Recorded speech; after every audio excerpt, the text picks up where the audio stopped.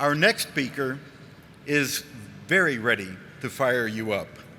In January of 2022, we were pleased to announce a new member of the team in a new position, naming SEAC retired John Wayne Troxell as VFW's National Ambassador.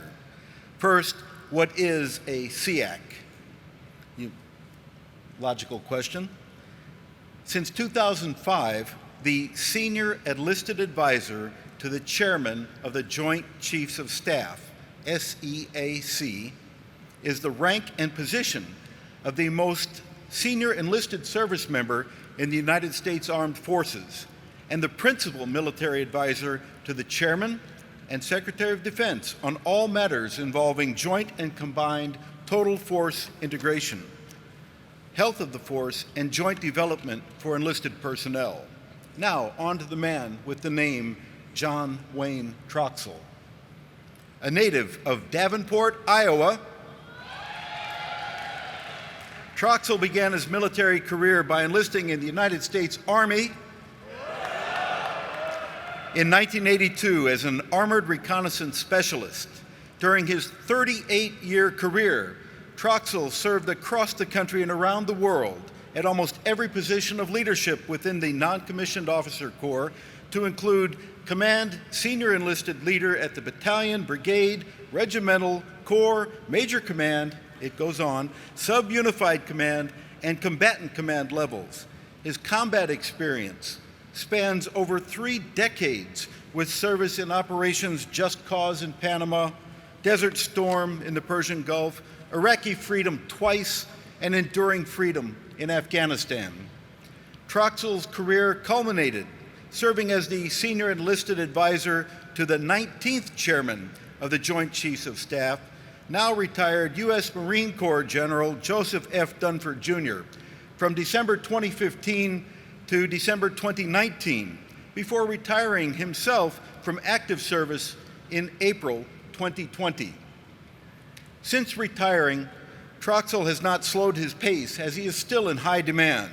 Active duty units, installations, and veteran-focused nonprofit organizations frequently request his attendance as a motivational speaker at events, focusing on leadership, readiness, health and fitness. He also serves as advisor and brand ambassador for many nonprofits, such as Hiring Our Heroes, Allied Forces Foundation, and Our Community Salutes.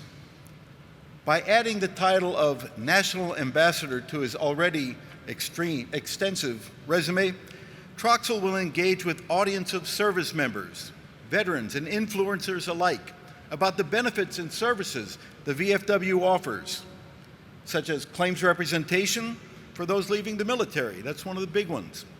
He also looks to encourage the veteran community to pursue a healthier lifestyle by promoting health, fitness, and nutrition. Troxell lives with his wife Sandra in Lakewood, Washington, and is a life member of VFW Post 10281 in Vine Grove, Kentucky. Please join me in welcoming to his first national convention, the VFW's National Ambassador, our comrade, our friend, SEAC retired John Wayne Troxell.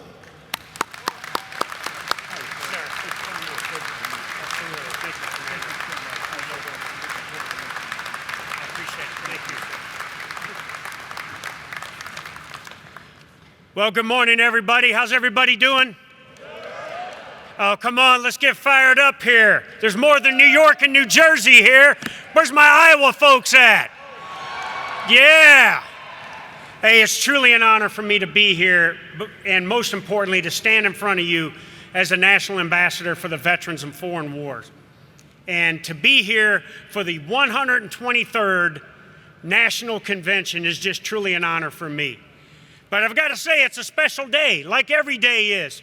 So I want to tell all of you something that our Executive Director, Bob Wallace, says all the time. Happy Veterans Day, because every day is Veterans Day in the United States of America.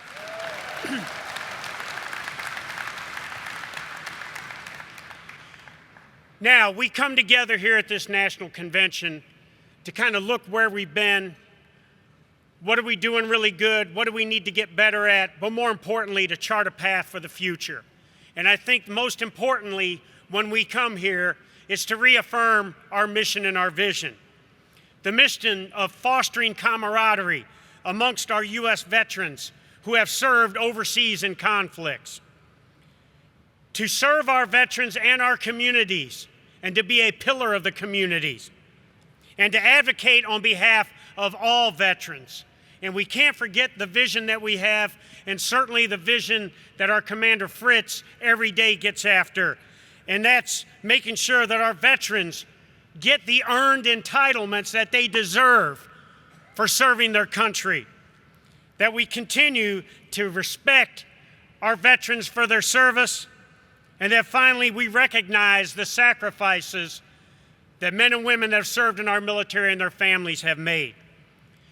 So I think when we look at the operational environment that the more than 3 million active Guard and Reserve men and women serve in today, it's clear to me that our organization has to continue to be at the forefront of that mission and that vision.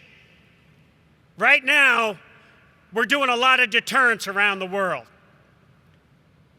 Certainly in Eastern Europe, where the Russians have invaded Ukraine, and we have tens of thousands of troops on the Ukrainian border, not only training Ukrainian forces, but assuring our allies and partners, especially with NATO.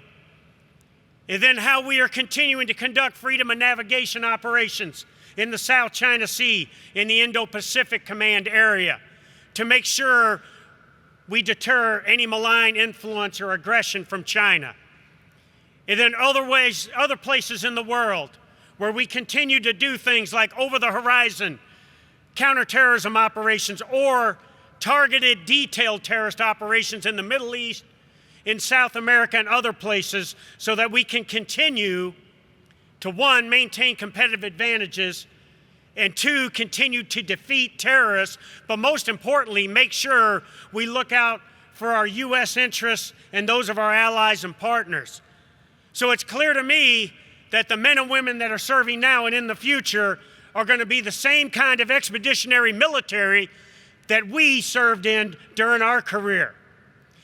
And so I think because of that, we as an organization have to make sure that we are going out and recruiting the men and women of the Desert Storm, Desert Shield era that I served in, or the Iraqi Freedom or Enduring Freedom, or those that have held the line on the Korean Peninsula for over 50 years since the armistice has began and has ensured that peace is still at hand on the peninsula. So I think we have to do that through our recruiting efforts. And we have to go out and we have to show that we are a relevant organization that will provide the kind of opportunities to serve for the men and women that are veterans now, that the same thing they had on active duty. And that we will continue to allow them to serve with the same kind of purpose that they had on active duty. Or in some cases where they've been out for a while, an organization like the VFW will assist them in retaining that kind of purpose. And I will tell you, when you look at some of the things that have happened recently, with the abrupt withdrawal of Afghanistan that saw us lose 13 service members, and as a guy that grew up doing non-combatant evacuation operations in the 1980s as a member of the 82nd Airborne Division, I can see firsthand that we didn't do that right. And you know, I was in Washington, D.C. not too long ago, and I was expressing my concern with how we did that mission. And I had someone that's not associated with the military tell me the commander-in-chief made a decision, the veterans just need to get over it. And I told that person, well, clearly you are someone that has never experienced the business end of an enemy rifle, nor had to deal with improvised explosive devices in a foreign land, or more importantly to our Vietnam veterans that served honorably for almost 10 years there and came home or spat on. The bottom line is this, ladies and gentlemen, we will never forget the sacrifices that our men and women have made. And we're not going to allow anybody in Washington, D.C. or anywhere else tell us to get over it when men and women give their life for freedom.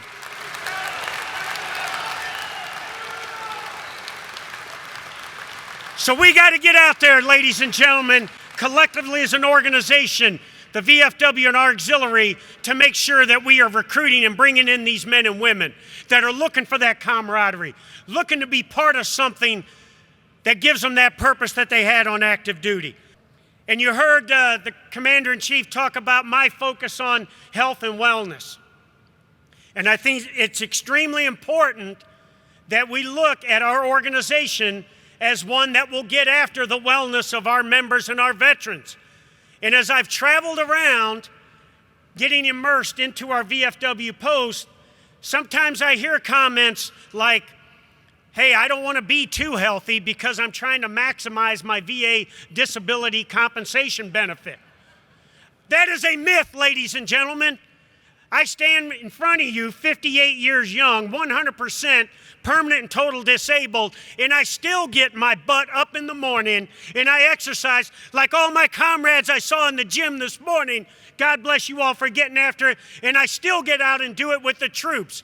Not because I'm any kind of fitness guru, but I'm fighting to stay alive every day and continue to spend time with my family and watch my grandchildren grow, but more importantly, continue to give back to the institution that gave me so much, our U.S. military, and now the organizations I support, the VFW. So we have to continue to look at programs, and especially the healthcare programs like we have here with our sponsors and everything, on ways to look after our members and our veterans. To quote a very inspirational man and one of my favorite actors, Morgan Freeman, in a movie, The Shawshank Redemption, he said, get busy living or get busy dying. And ladies and gentlemen, we're going to get busy living by living through health and wellness.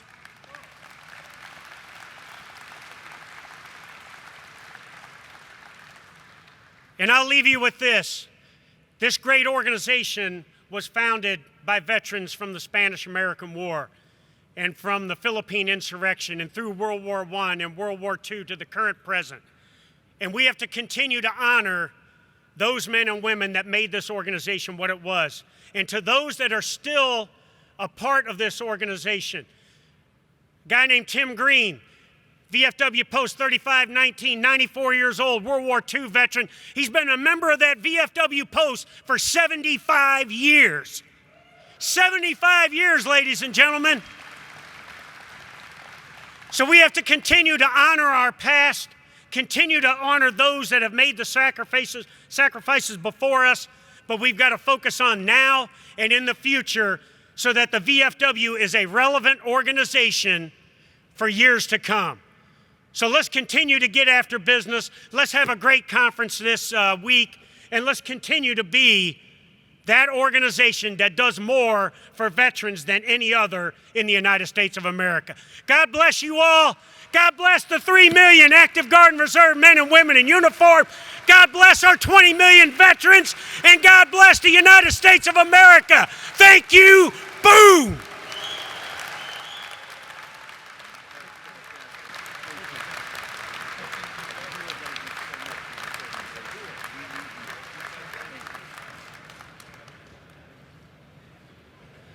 And that is why he is our national ambassador. Let's give him another round of applause.